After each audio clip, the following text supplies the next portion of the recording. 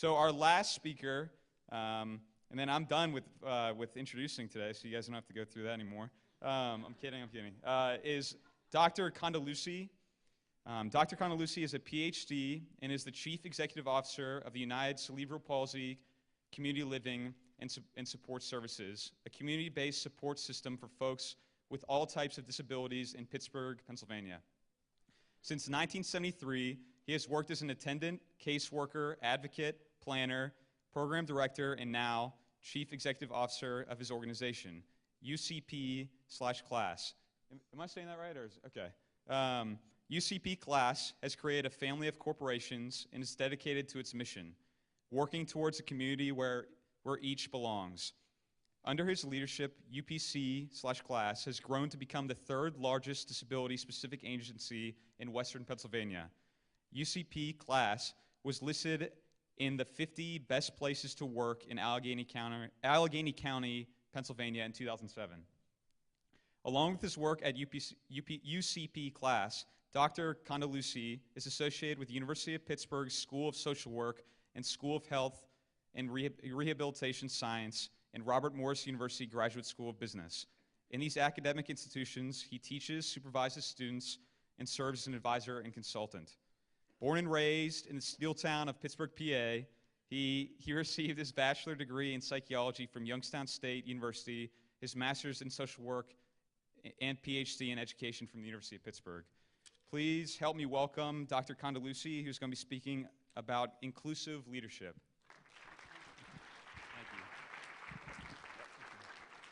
Thank you. Thanks, James. Wow, what a great morning, huh? Geez, incredible presentations and concepts. And let me salute Dr. Humphrey and the whole Office of Student Affairs for putting together such an incredible program. So let's give an applause to Dr. Humphrey. Great job. And I when Dr. Humphrey called me and asked me if I could participate in this event, she said, it's like TED Talks. James mentioned TED Talks, and she said it's like being at a TED conference, just very, very quick, succinct presentations. And I'm a fan of TED Talks. I've been watching them ever since they came online. And for those of you who haven't seen the TED Talks, it's like YouTube for intellects. If you watch YouTube, your IQ actually goes down. But if you watch some of the TED Talks, your IQ goes up because it's all pretty good, solid stuff. So I was really so fired up to have this opportunity. And as a Pitt grad and as a Pitt alum and as a faculty member in the School of Health and Rehab Sciences and also the School of Social Work, it's a wonderful, wonderful program. And so salute to the leaders who were able to be here today to talk about some of the key things. I was invited to really look at this concept of inclusive leadership, and actually I'm the last leader standing between you and lunch.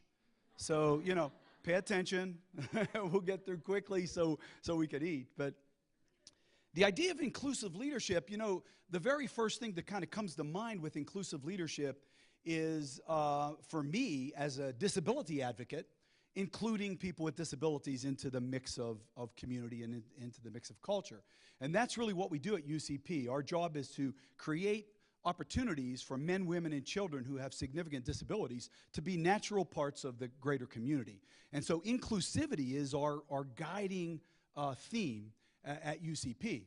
And so as budding leaders, and to my colleagues who are leading organizations and leading situations, I hope that you are inclusive in welcoming and incorporating men, women, and children with disabilities into everything you do. That's my little political statement from my organizational perspective. But really, I think with inclusive leadership, I want to flip to another thought with you today, and that is inclusivity from a sense of involvement of all the people that you are charged to be a leader of. Inclusive leadership is really about incorporating and involving everybody in the process. So let me just share with you some thoughts, some quick thoughts about this as we think about inclusive leadership. We've defined leadership, but I love this definition by Shine. Leadership is the ability to step outside of the culture that created you as a leader and really allow you to create an evolutionary start to something new.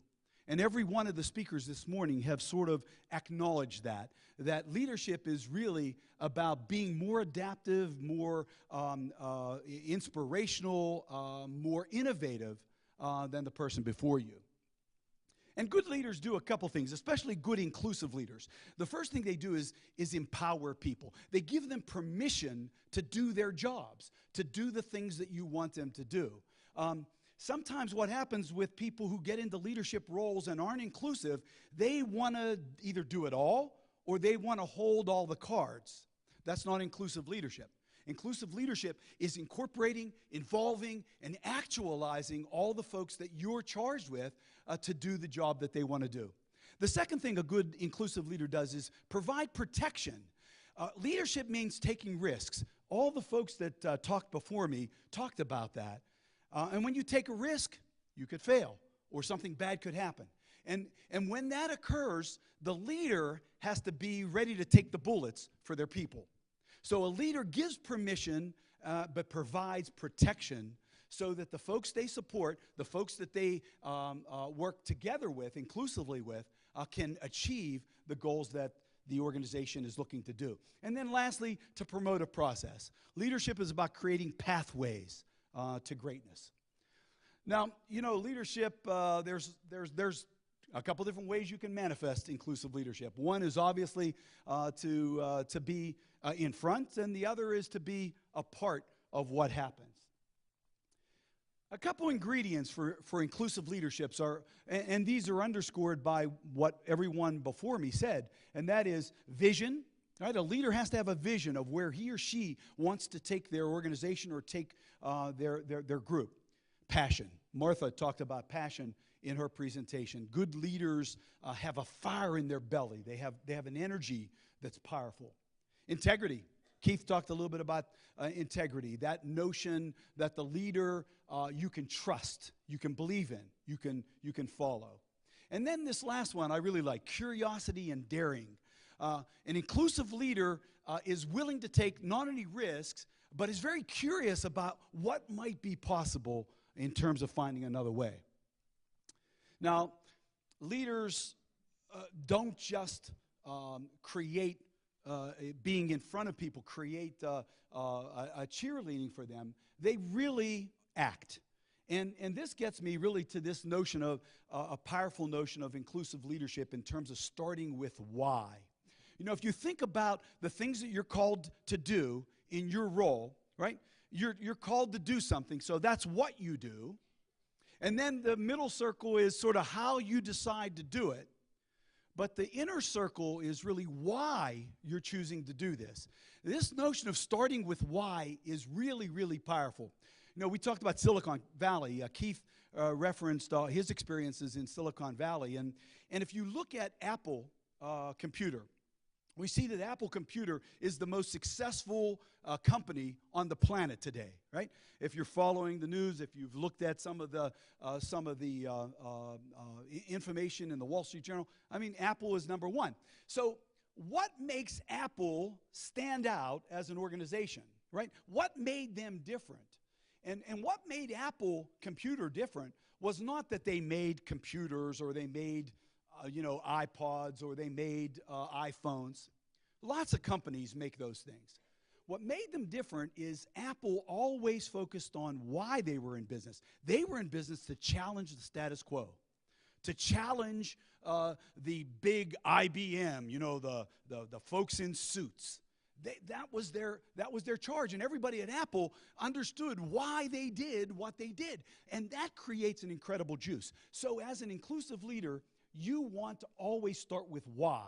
Why are you doing this? And how might you be able to communicate why you're doing what you do? Not just what you do and how you do it, but why you do it. At UCP, this is really powerful for me. You know, UCP, why we do what we do is so that men, women, and children with disabilities can be included in the community and take their rightful place and be treated with justice and dignity and respect. That's why we do what we do. And so when I'm out talking about UCP, I'm not talking about our programs. I'm talking about the reason why we do what we do. right? And that compels people to want to follow you. When you talk about why, when you focus on why, that invites and excites and ignites people to follow you. That's inclusive leadership. And so inclusive leaders look to build social capital. And this is my second point that I really want to underscore, the power of social capital. Now, social capital is just a sort of an academic word that means relationships. But an inclusive leader builds relationships. They instill the focus that the success of what they're doing is really about the other people that they're working with in that process. And so this notion of social capital is really powerful. You know, when I started to read about social capital and think about it, it just exploded opportunity and possibility in my head as a leader of my own organization. Because social capital is really associated. Look at the things it's associated with, right? Health, happiness, achievement, advancement, tolerance, honesty, fairness, and even longevity. What this actually means, and what we know today sociologically, is that the more relationships you're able to create, the better you're going to do in life. The more successful you're going to be. So success is really about relationships. So let me just sort of summarize a couple points, and then we'll get on with lunch. The uncreative mind can spot the wrong answer, but it takes a creative mind to spot the wrong question, right? And so good leaders want to be able to focus on the question. And leadership is the capacity to translate vision into reality. But the only way you really successfully do that is when you include other people in that process. Not just other people you work with, but other stakeholders who might be ancillary to your overall goal. Let me get back to this idea of social capital and just summarize a couple things. You know, I teach in the School of Health and Rehab Sciences. I teach a course in organizational theory. And so I do a lot of reading about organizations and what makes them successful and why are some organizations head over heels above other organizations. And it really comes back to this notion of social capital. Successful organizations, successful leaders build relationships. And through those relationships, all these good things happen in the construct of the organization or the construct of the institution, right? Social capital builds tolerance. It enhances problem solving. It promotes honesty. It builds a sense of loyalty all the way through it diminishing turnover. What we know in theory is that relationships literally get people not only wanting to work, but wanting to stay in the jobs that they have. And we know that social capital in the workplace does a whole variety of things. And actually in the work that we do at UCP, we really talk about 4 things that will create inclusivity in a sense of social capital in organizations, right? And these are the list. Last point I want to make and then end is really inclusive leaders are principle-centered. And this information comes from Stephen Covey and a lot of the things that he's written and spoke about.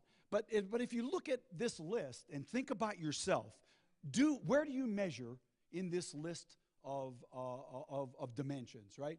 Being a continuous learner, service-oriented, radiating positive energy, believing in others, leading a balanced life. All of those things are part of a principle-centered approach, and they're also part of inclusive leadership. And so let me finish off with just a quote from Khalil Gibran.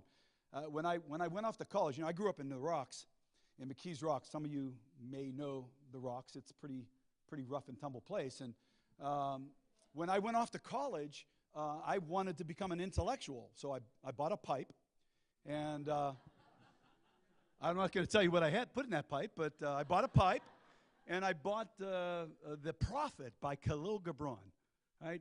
Thinking that if I, thought a little philosophically, I could become a little more intellectual and rise above the streets of the Rocks, where I still live today, and it didn't work. I still use the pipe, though. Anyway, this was a quote from Gibran on self-knowledge. I just want to kind of finish up with this. Gibran says, and if you've ever read anything by Gibran, certainly The Prophet, his biggest book, he sort of writes in parables. But and a man said, "Speak to us of self-knowledge." And he answers saying, "Your hearts know in silence the secrets of the days and the nights, but your ears thirst for the sound of your heart's knowledge. You would know in words that which you have always known in thought. You would touch with your fingers the naked body of your dreams. And it is well you should, because the hidden wellspring of your soul must needs rise and run murmuring to the sea. And the treasure of your infinite depths would be revealed to your eyes. But let there be no scales to weigh your unknown treasure, and seek not the depths of your knowledge with the staff or the sounding lines. For self is the sea, boundless, measureless. Say not, I have found the truth, but rather, I have found a truth. Say not, I have found the path of the soul, but say rather, I have met the soul walking upon my path.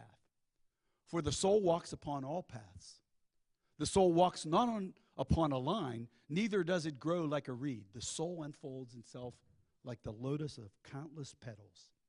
And that's really what leadership, inclusive leadership, is. Taking all those petals and incorporating them towards your goal. So thank you guys very much for this opportunity to be here. Appreciate the chance to share some ideas. Let's go eat. Munjad. Thank you.